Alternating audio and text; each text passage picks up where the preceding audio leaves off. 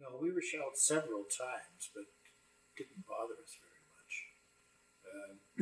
The first time was we had just landed in Normandy and went back to the to an area that they fenced off and put tents in, so we would be sleeping in tents. And remember, being officers, we were slept in cots. Uh, what do they call it? Camp cots, and they were all organized. And just before dark, the guys came. The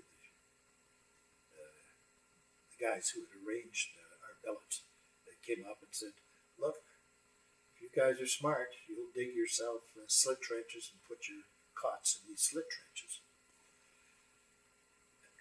So we said, "Good idea." So we grabbed a shovel and we started to dig.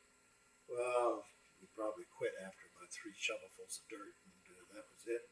The hell with this. So we left the camp cots where they were. That's how we went to bed. Except about 11 o'clock that night, we heard this. What the heck is that? The Germans were shelling us, and they were pretty close. And so, in true Canadian fashion, he said, "Oh, the hell with it." So we went back to bed. It was very seldom that you would see any evidence of German airports. Now, it got so bad that, and fairly soon after Normandy, that we started clearing airfields. And maybe 1 or 2 squadrons would attack an airfield. But then they were heavily fortified. And we lost quite a few aircraft that way, just strafing enemy airfields. And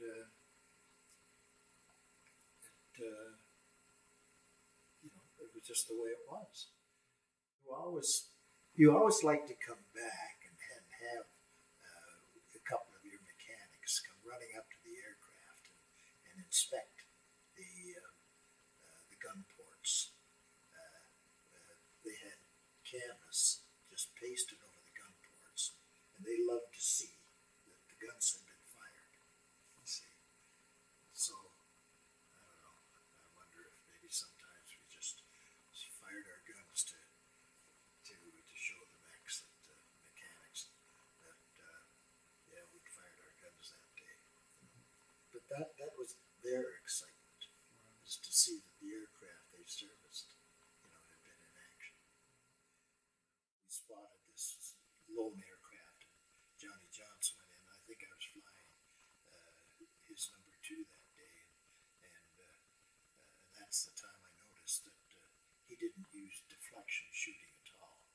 He just got as close as possible to him, and just rammed him out of the sky with his firepower.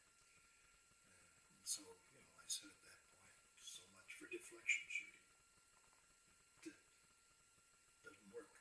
We were taught that's the only way to shoot.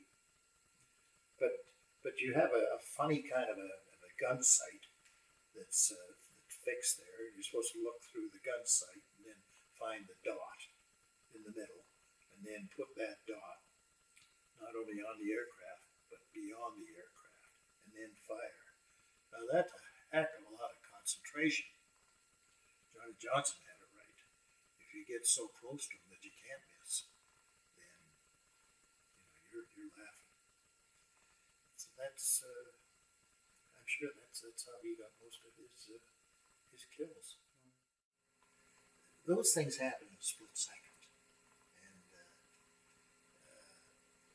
and when you're flying, fighters at a good speed, then everything does happen in a split second. And I defy anybody to sort of thoroughly describe, the action that took place in that so-called split second. It just doesn't happen that way. And I think we've heard the expression, I was up his ass when I fired off, a few rounds and down he went. And that was a common expression. CO would allow a couple of us to take off, fly behind enemy lines, and just look for trouble, any kind of trouble. And so we would do it as sort of a hunting expedition. And we would, in this particular instance, I remember looking down. I had Brownie with me as my number two. And I looked down and I saw this sort of activity. And oh, there were two or three trucks, and there was people running around and all the rest of it. And we were nosy enough, and I called to Brownie, we're going down to take a look at this thing. And so I flew down and just sort of crossed this area. And as I crossed it, I could see that although there were some Red Cross trucks there, big Red Crosses on them, I could see that there are a lot of guns, there's a lot of activity. And so I shouted back to the radio, on the radio, Brownie, get out of here. It's a gun emplacement. And at that point, he said to me, Sandy, I've been hit. And he just took off, straight up into the sky, into a cloud, and we never saw him again.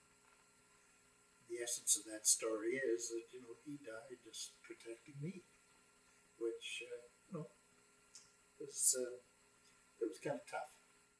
We actually had the sun at our backs, although I'm pretty sure they knew we were there. But we just sort of went through them, and they just dispersed. Now I chased a guy for half an hour and fired everything I had with him, and he eventually bailed out. But whether I hit him or not, I haven't the faintest idea, because the camera guns just showed a little wee dot that the camera gun picked up when I was firing. And the funny thing is that even after I fired all my ammunition, I still had my finger on the trigger shooting at him. So I was taking his picture, and that's all. We claimed him, and the camera gun supported it, and that was it. We were used to flying two-man crew. You always had a two-man flight, and one would protect the other. And when Johnny Johnson saw this mess of German aircraft and said, everybody on his own, I thought, what did he say? Couldn't believe it. But, there were so many of them and so few of us. Wouldn't even think of it as an option. To say, the heck, I'm not going in there. The fear of withdrawing from an action such as that is worse than the fear of going in and risking life and limb. And I think that's what sort of guided an awful lot of us. We were just too damned afraid to back out of these things. And so in you went. But then, on the way back, I realized, I was a dead duck because I didn't have any ammunition to defend myself. And flying back, I looked up and I saw 3 Thunderbolts. And I thought, oh my God, they're American. And they had a heck of a reputation of shooting first and asking questions after. But they didn't see me. So